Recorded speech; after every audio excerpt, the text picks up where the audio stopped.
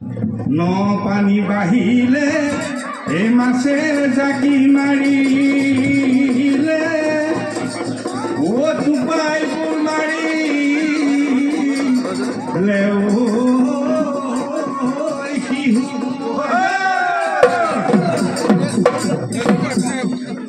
এই আজি চতিয়া মাধুৰীয়াহঁতৰ কলত এই ঢোলে ঘুমঘুমালে এই পালেহি ৰঙালী বিহু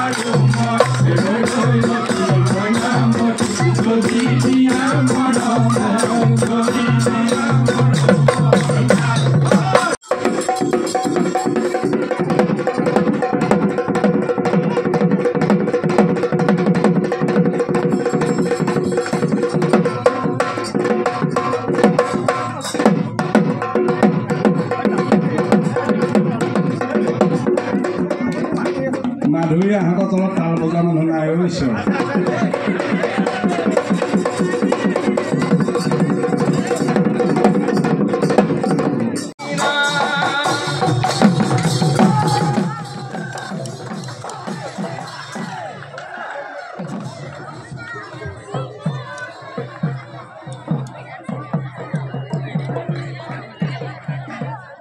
মই সমূহ চতিয়াবাসী ৰাইজৰ লগতে অসমবাসীলৈ বিহুৰ শুভেচ্ছা জ্ঞাপন কৰিছোঁ।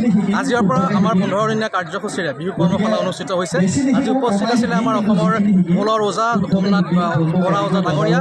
আজি উদ্বোধক হিচাপে আছিলে আমাৰ নদুৱা সমষ্টিৰ সন্মানীয় বিধায়ক শ্ৰদ্ধা পদ্মা হাজৰিকাদেৱ। আমাৰ উদ্বোধনী অনুষ্ঠান চলি আছে। প্ৰায় আমাৰ 200গৰাকীৰ ওপৰৰ প্ৰশিক্ষাৰ্থী আমাৰ আজি পঞ্জীয়ন কৰিছে। তো আগন্তুক যি 15 দিন কৰ্মশালা চলিব, আমাৰ প্ৰশিক্ষক হিচাপে উপস্থিত আছে অসমৰ স্বনামধন্য বিহুৱা বাপুজী বৰ, অংকিতা শইকীয়া, নীলাক্ষী বৰুৱাকে প্ৰমুখ কৰি পুনন্দা আছে, আমাৰ অংকুৰজ্যোতি বৰুৱা আছে। তেওঁলোকৰ তত্বাৱধানত আমাৰ আগন্তুক 15 দিনলৈকে আমাৰ প্ৰশিক্ষণ চলি থাকিব। ধন্যবাদ। যি বিহু কৰ্মশালা আয়োজন কৰিছে তাত বন্তি প্ৰজ্বলন কৰিবৰ কাৰণে যি গধুৰ দায়িত্ব অৰ্পণ কৰিলে, মই ভগৱানক চিন্তা কৰি বন্তি গছি জ্বলাইছোঁ। বতাহ মাৰি আছে যদিও একেবাৰেই জ্বলিছে।